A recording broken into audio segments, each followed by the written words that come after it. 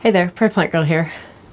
Well, as you can tell, probably, it's pretty cloudy and overcast out. We're actually supposed to be getting rain. By the looks of the radar, probably in the next hour. I'm not sure, maybe sooner. So I would like to try and get out real quick into my garden and get some peas planted. So I grabbed my pea seeds out of the house, and I have some green arrow and homesteader. There's just a few homesteader left, so I'll probably put in a single row of those and then a couple of rows just real close to one another of the green arrow. They're very similar peas in my opinion. They have nice long pods that usually fill out quite well, and they're great for fresh eating as well as they both store well, and I freeze them. So I would like to just get them planted. Peas can be planted out early. It is April 6th, I think it is today.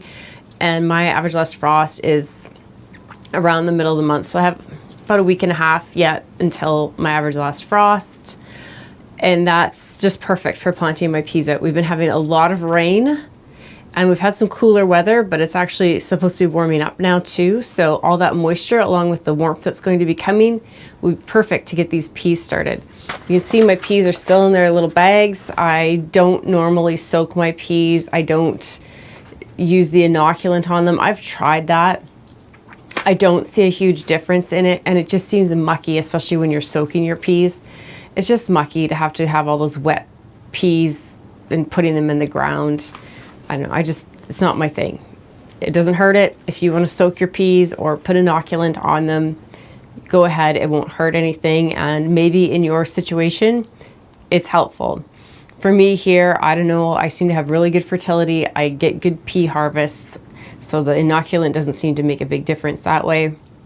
I don't have trouble with the peas rotting off in the ground or anything like that. Even planting them this early when the ground is still a little bit cool to the touch. So I just plant them just dry straight into the ground. So I'm going to be doing that. When I plant my peas, I plant them pretty close together. So I'll just put a shallow, I'll just kind of drag my finger through the soil, do a little shallow kind of trench, put the peas pretty close together, and then I'm just going to space when I do the green arrows, and I'll do a couple rows. I'm just going to space them just a few inches apart, and they can grow up and support each other.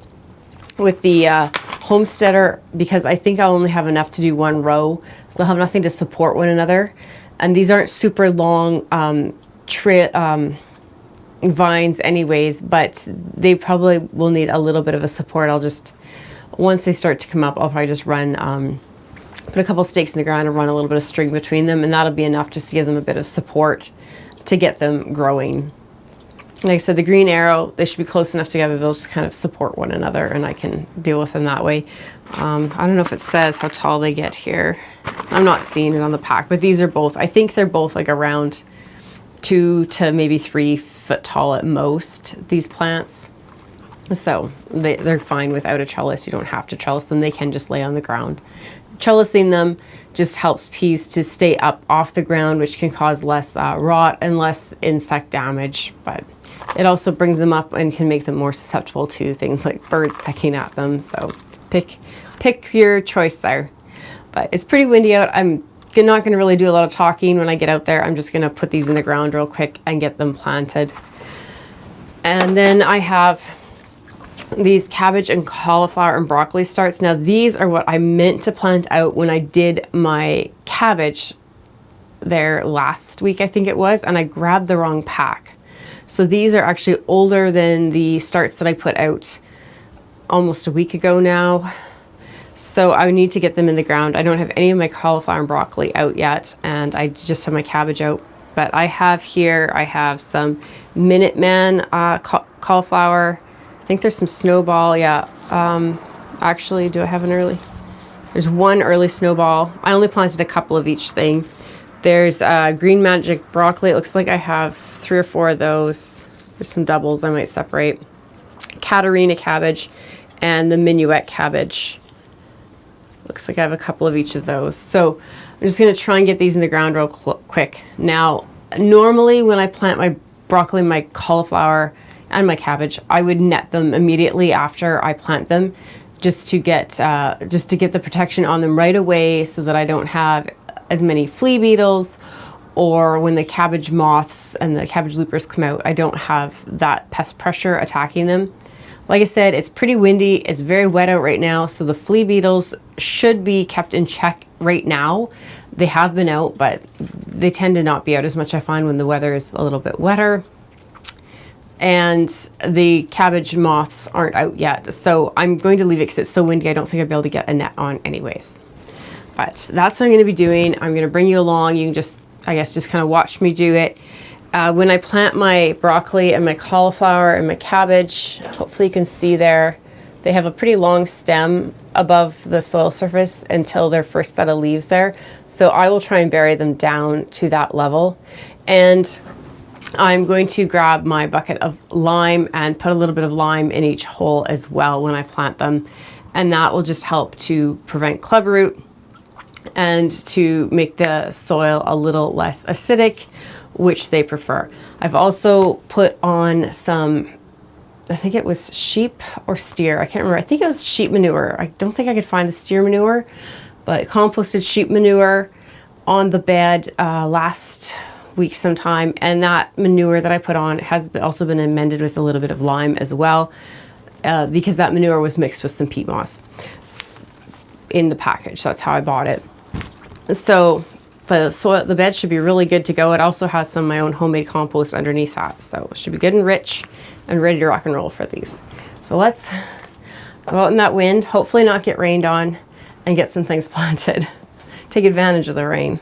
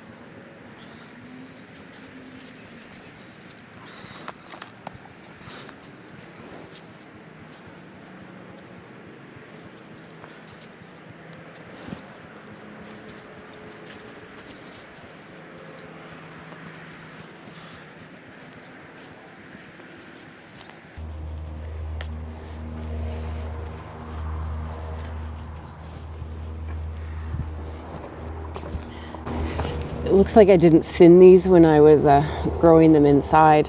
So I've just been looking, most of them have 2 in the little plug here. So I've just been looking at them to see which one looks healthier to me. Sometimes the stem doesn't look so good, so I'll take that one out. Or sometimes the leaves have been eaten more, they have been outside getting hardened off and the more flea beetle damage. Or else I just kind of look at which one has nicer looking leaves or more leaves. And sometimes I just pick one. So I'm gonna want to take off, I'll just go in the compost. I'm just snapping it off there so I'm not disturbing the roots too much. And then I'll just plant the single plant.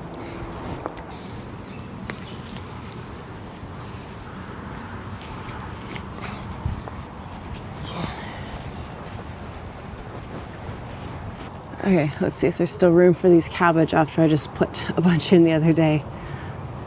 I think there's a bit of space. It's all Katarina and Minuet, which I planted the other day. So let's just back this netting off and see. I just have a couple of each, so I think I'll just kind of stagger them in. I'll put them in kind of with the onions. And these are both quick maturing cabbage anyway, so they'll be able to be pulled out pretty soon.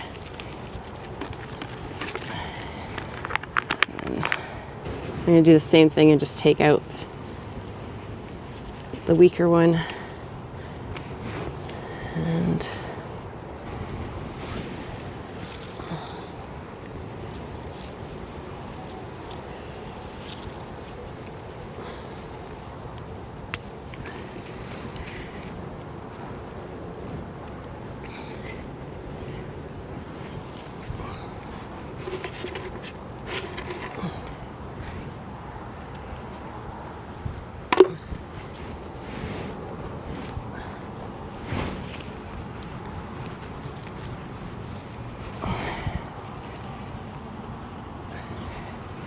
something to note when you're planting brassicas is to give them a good push in the soil, because they like a tight root space. I don't know if I did that the other day, so I'm just going to go back and give those a push. And these minuet, I actually had forgotten that they were a smaller cabbage, so there's actually room between them to put a couple more, so that's handy.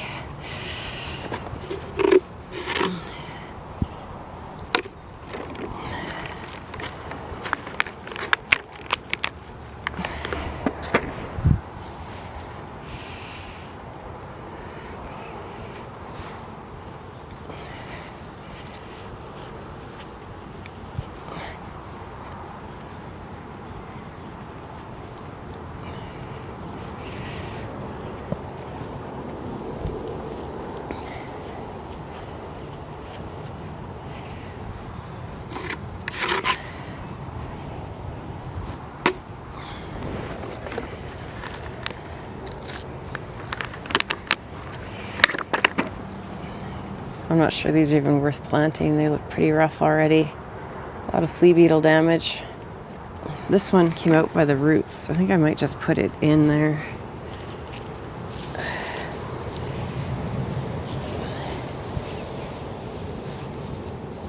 Let's see what happens. Cover those back up.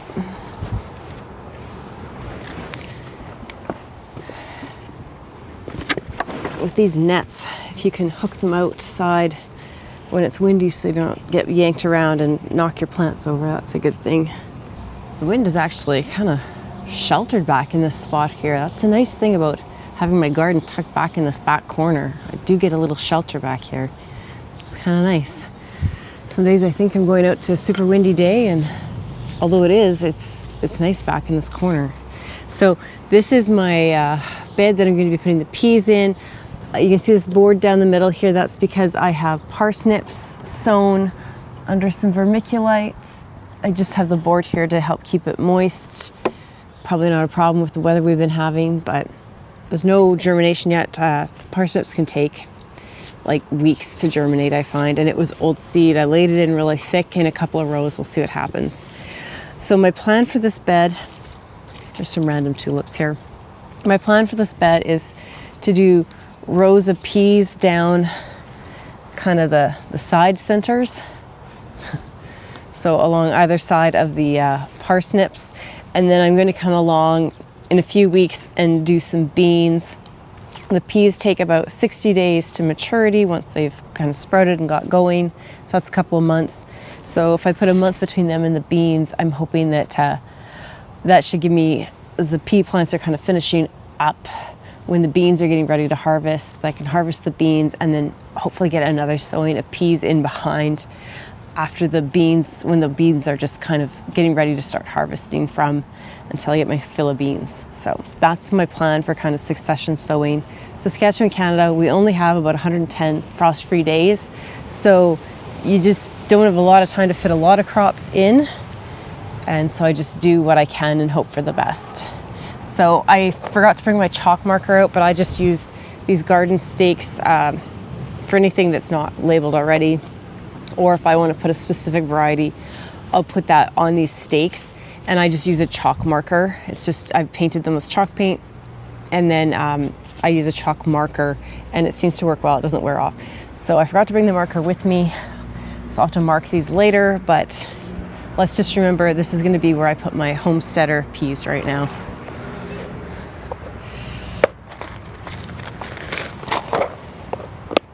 not sure, there's really not many here, so I'm not sure what I'll get.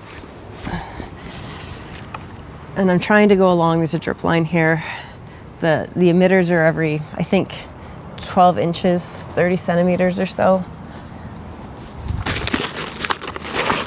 But that should help get some moisture on them. I can't sow seeds with gloves on.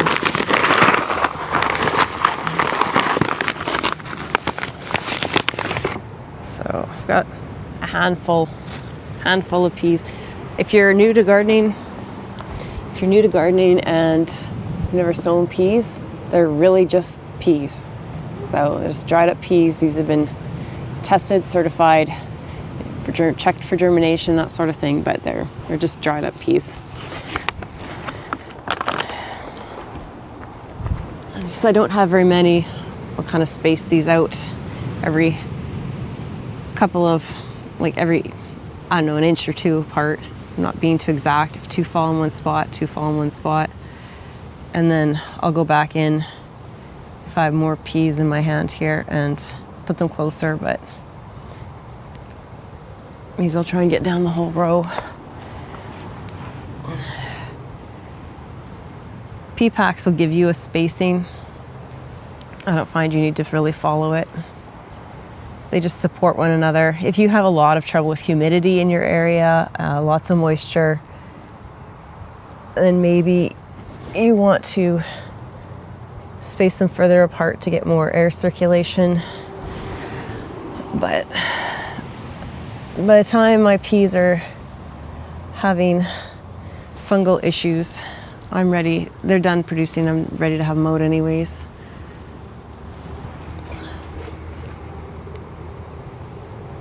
So there, they wound up about every inch apart. And then just bury them under. Again, like a couple centimeters, an inch deep, if that.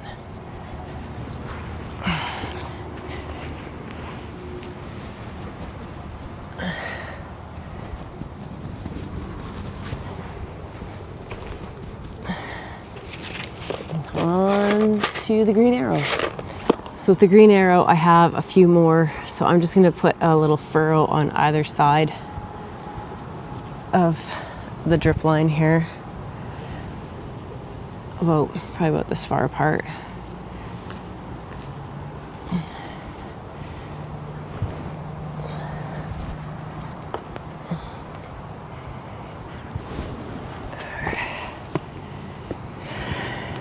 So let's see. So the homesteader are 68 days, they say, and the green arrow are 67. I just go a couple months. They should be ready to harvest. I'm not sure who got it down to that exact number of days there, but that's pretty exact. So I'm just going to do the exact same thing. Just put them in really close together. Only I'm going to do 2 rows this time. And like I said, these rows should kind of come up and they'll kind of grow up together, hopefully, is the plan, and support one another. Can make it a little trickier when you do them like that to dig through them and get the peas out, but these grow nice big long pods. They're usually pretty easy to pick, so they're not super viney.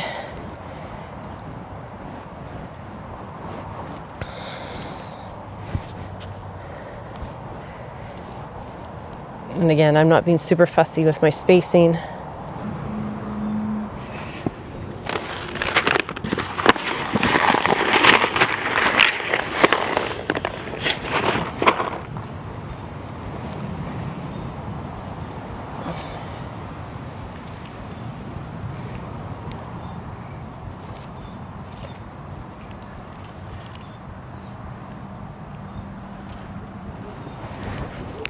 Pill bug.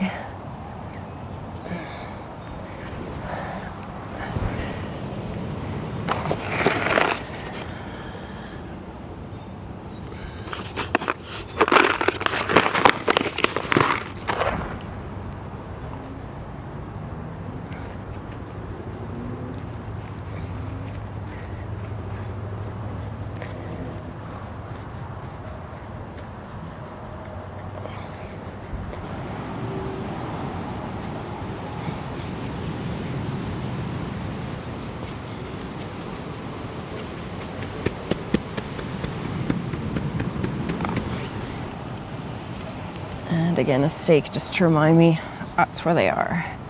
Well, I have to admit, I was kind of dreading doing this job today because it really isn't looking very nice out. And I really would rather be on the couch under a blanket. But I also really wanted to get this done, and I knew I would feel good to know that I had the peas and a little bit of cabbage and cauliflower and broccoli planted. Cauliflower especially doesn't like to be sitting in these little trays for very long, and those have been in there for, I think, at least 6 weeks now. I'd have to go back on my notes. So they really needed to get planted out to be healthier and grow well. If I leave them much longer, they're just not going to develop properly, especially when I see that they were in there as doubles. Sometimes things get away from us as gardeners when we have so much going on. Really glad I came out and did this though. It's really not that bad back here in this sheltered little corner of my yard. And I know when the rain comes, which it will, it's going to be good for these plants. I'm not even going to bother watering them in. We're definitely getting rain today and tomorrow. So this will all get watered in really well and grow well. And then the weather is supposed to turn and be absolutely beautiful. So that'll give them a really good start to life here. And all I have to do now is remember to bring a net out. I almost could probably put it on today, but I know as soon as I grab it, it's probably just going to get crazy winds. So they'll be fine for a few days without the net. And I need to come out and mark the homesteader on that side and the green arrow on this side. And then I'll have my peas marked. And really, if I don't get the correct varieties marked down, it doesn't really matter. So, yeah, a few more things. Just come out for a few minutes and get a few things off the list every time and get it done. I'm going to go and spend some time in the greenhouse now and just do a little bit of planting of some like sunflowers and things that I wanted to do last week and I didn't get done. But I'm just going to turn on some music and do that on my own. You've seen me plant a million seeds this year. I'm just going to be planting them in some toilet tubes so that they're easy to plant out later. And that's the only thing different that I'll be doing than I've done with all the rest of my seeds. So thanks for watching, and we'll see you next time. Bye.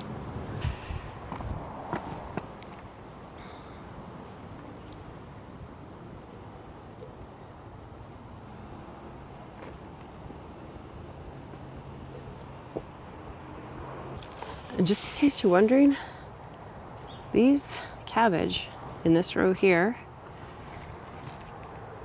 those were planted before we had that snow and cold weather that was below freezing the other day, and I did nothing to protect them, and they're just fine. So if you're nervous about putting your cabbages and things out a little bit early, trust me, you can do it. The onions were planted that same day, and they're just fine. These guys are a little disturbed for me digging in there, but just fine.